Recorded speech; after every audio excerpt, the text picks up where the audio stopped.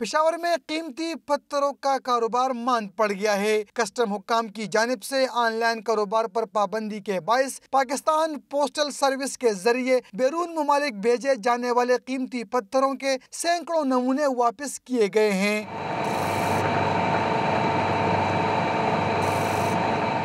Australia भेज रहा था, ठीक है, और इस पे मैंने 5,400 रुपये किराया अदा किया था। तो ये कस्टम वाले ने, ये आप देख सकते, ये देखो तोड़वा दिया है, वापस भेज दिया है।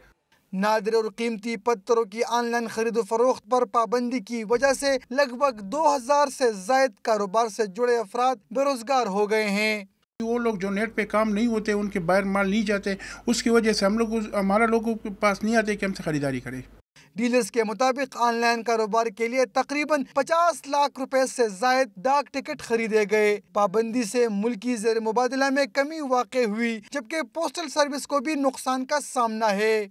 कस्टम के आला हुक्काम की तरफ से सिर्फ खैबर पख्तूनख्वा के जो स्मार्ट ट्रेडर्स हैं इस कारोबार से मुंसलिक, तो उन पे ये पाबंदी लगाई हुई है। करोड़ों रुपए का नुकसान इस टाइम पे गवर्नमेंट को हो रहा है, बल्कि मैं ये कहता हूँ कि इस टाइम पे पाकिस्तान की इकॉनमी को डॉलर्स की इंतहाई अशद ज़रूरत है। पेशावर में कायम नमक मंडी मार्केट से कीमती पत्थर चाइना, जापान, ऑस्ट्रेलिया, थाईलैंड और दीगर ममालिक भिजवाए जाते हैं, मगर पाबंदी से जेम स्टोन की सनत दम तोड़ रही है। कैमरामैन हिजबुल्लाह के साथ आरिफ हयात, डॉन न्यूज़, पेशावर।